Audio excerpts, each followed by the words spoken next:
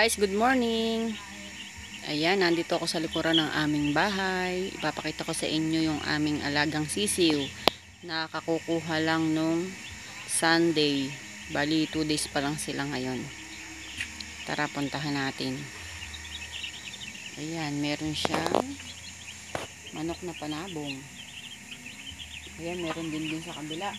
Ilan ba yun? 4? Yung nandun? 3, tsaka ito isa. 4. Ang mga sisiw, ayan, magpalaki kayo ng maayos. 100, ilan to? 110? 110 pieces siya kasi 100 lang talaga yung binili namin tapos may free na 10. Ayan, 2 days pa lang sila ngayon. Ang halaga ng isang sisiw, 32 pesos. Kaya kapag ka may namatay dyan, malulugi ka na. Kaya huwag kayong magpapakamatay, magpakabait kayong lahat. Ayan.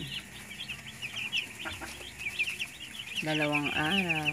Yung kinakain nila, ano bang tawag sa kinakain na yan? Ha? Chick booster. Ayan. Magkano naman lang 1 kilo niya? 28? 28 pesos daw yung 1 kilo ng chick booster na kinakain nila. Tapos tubig lang. Ayan. Sarap ng kain, Minsan nagkukumpul-kumpulan kasi sila kaya minsan nagkakatapak-tapakan. After 45 days, mga 35 days pwede ka nang magbenta. Meron na yung mga 1 kilo, 1 kilo't kalahati. Depende sa laki nila. Meron kasing mga sisiw na mabilis lumaki. Yung iba 2 kilo na. Basta 35 days pwede ka nang mag-alok na magbenta. Pag sinuwerte ka at walang namatay, yan, kahit pa paano may kita naman. Maano lang kasi mahirap kapag ka maulan. Nagiginaw. Sa ngayon, isang kulungan lang siya kasi diniba ni Ulysses yung isang kulungan. Kaya gagawa na naman ng panibago dun. Aray, ay, ano ba yan? Okay. Well, dami kasing mahirap talaga sa likod ng bahay, ang daming tambak. Yan, dami yung mga kahoy-kahoy. Tapos nagpapagawa pa kami, nagpaparenovate pa kami ng kusina. Kaya daming mga yero at saka mga nagkalat. Ano ba yan? Mga yero-yero. Daming bisikletang mga tambak. Hindi ginagamit. Mahirap talaga dito sa likuran. Maraming bubot. Kalat-kalat. Pero dito tayo pupunta. Walang kalat. Pakita ko sa inyo yung kagandahan ng kabukiran. Ayan. Ayan yung bundok Arayat. Ay, ba't may ganun dilaw? Ano ba dilaw na?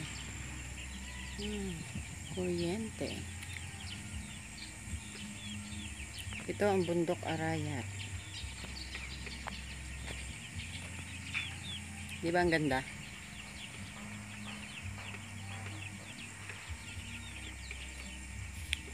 Bundok Arayat. Tapos puro kabukiran. Ganito yung lugar namin. Nakagitna kami sa bukid. Malawak ang kabukiran.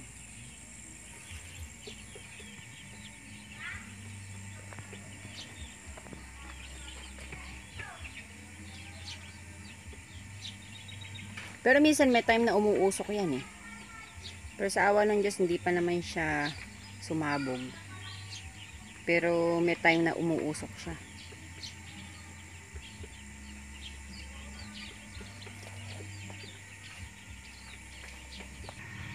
Nakikita nyo ba yan? Yan. Yan, sampalok. Puno ng sampalok yan. Alam nyo ba yan yung ginagawang mga sangkalan, mga palu-palo, yung mga pwedeng Kahoy kasi matibay yung kahoy na yan. Mahal ang presyo niyan kapag ka pinaano mo siya, pinapulak. Yung pag pinagawa mong mga sangkalan. Binibili yan dito. Napakalaki oh. Kaya lang nakakatakot kapag pag nabunot, siyempre babagsak sa bahay mo yan. Pero sa ngayon, nandito lang naman siya sa tabi ng kulungan ng baboy kaya hindi pa namin pinapapulak.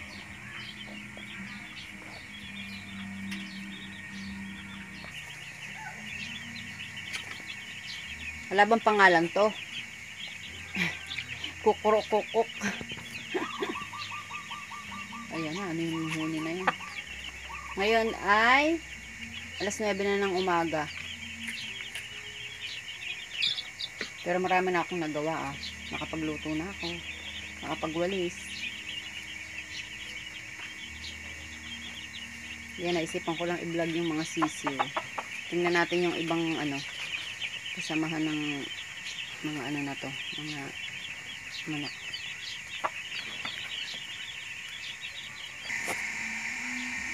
Ayan, tingnan mo, ganyan grabe ang kalat dito sa likod bahay namin. Sobrang daming mga kahoy. Kasi ayaw na nilang magluto sa kahoy, kaya ayan, tambak-tambak ang mga kahoy. Pupuntahan natin yung ibang mga manok. Eh, hindi kita. Mga panabong to eh. Tatlong butas. Hindi kayo kita. Isa.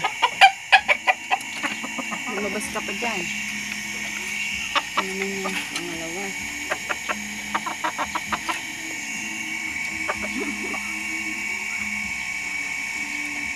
Tapos, ito na yung pangatlo. Hindi siya makita. Hi! Ha? Paano ba? Oy!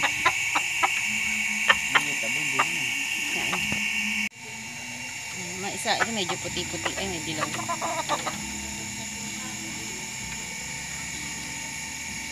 Magkano ba yan? Bumili na kayo guys. 1.5 lang. 1.5 lang.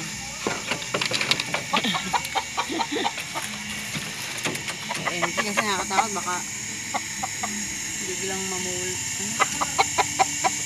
Kita ba?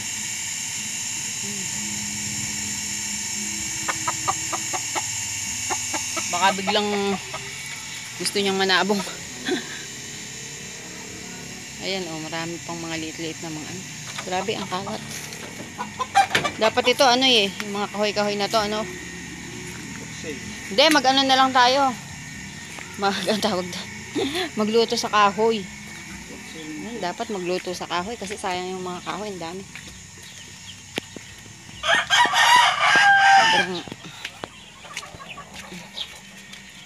bukid na bukid. Ayan, ito mismo yung dekora ng bahay namin. Ganyan ang itsura. Ayan, dito naman yung mga ano, pag gusto magtanim ng mga gulay-gulay. Ayan, oh, yung mga talong. Mahirap magligpit dito sa likuran. Kasi daming ano, kalat. Oh, may papaya.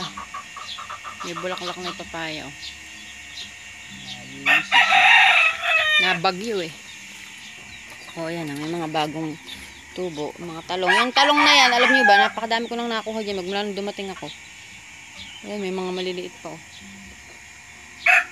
May mga bunga pa siya. Ay, nawala na yung malaki din eh. Kinuha na siguro. Pero nakita ko palang kaninang umaga. Ayan oh, may sili.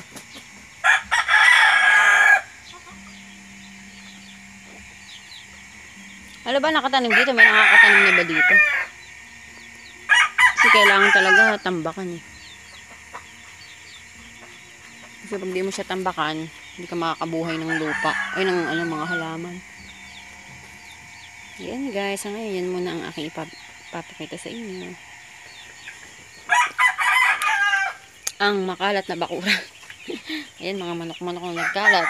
Mga ligaw lang yan, lumalaki rin sila. Saan na ba yung mga anak nito? May mga anak to. Sobrang lawak ng bakuran pero makalat lang. Daming tambak.